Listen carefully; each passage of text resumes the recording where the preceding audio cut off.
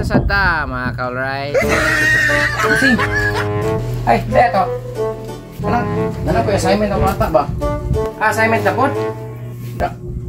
Ang isuwayan o cancer at itong imong teknik gihatag ba di man ko kakuha.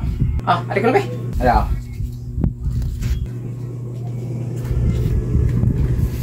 Tukot na. Lahi dyan eh. Lahi na itong ang gitudlo una kay kuan. So kani involved ni kanang rational exponents na nakabutan da. So lahi ni siya o radical expressions. Okay. So gusto ko i-solve ning number 1. May tabo ana kining tanang x kay kuan naman ni siya murag exponent imong i-divide ang x. So na siya ruling nga kung imong i-divide ang mga exponent minus na siya. So may tabo ana dili imong isuwat sa so ang exponent sa na may isuwat murag 2 minus kini 3/4 muna para sa x.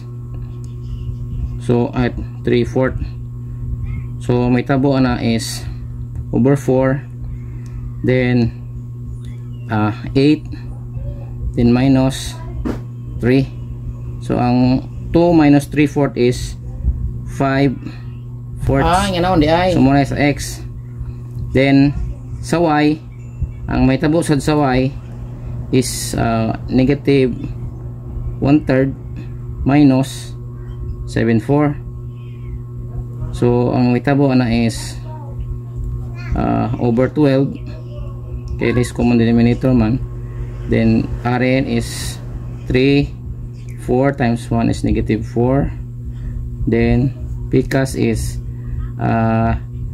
12 divided by 4 is 3. The times 7 is negative 21. So may tabo na ang tubag ani is for y is negative 25 over 12.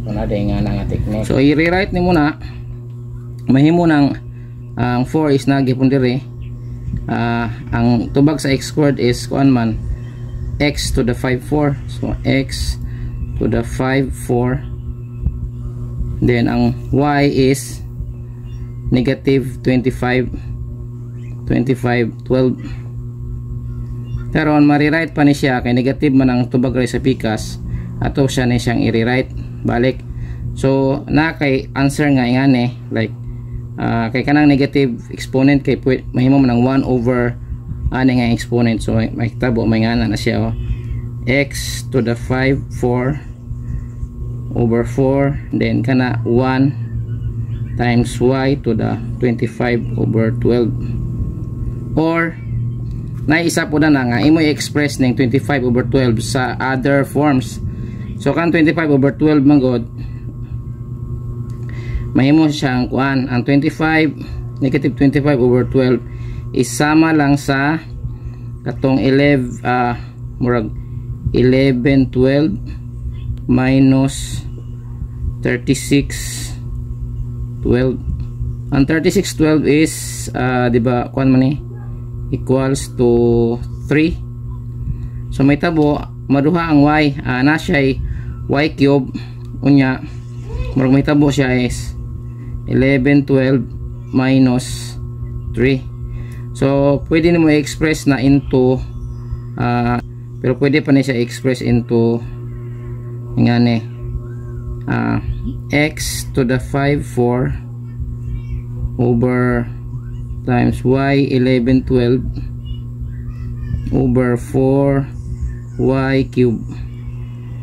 So mo na tubag. Okay.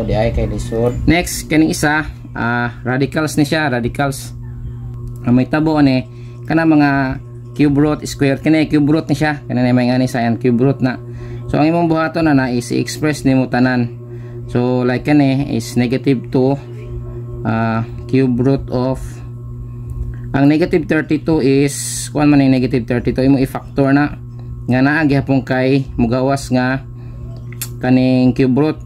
So ang negative 32 is 4 times negative 8. 4 times 8 kay 32 di ba? So negative 32 then m squared di nakaka cube root ana ka n squared Then ang p imong i-express into na ay po siya sama ani ba imong i-factor. So mugawas ang p is p squared times p cube.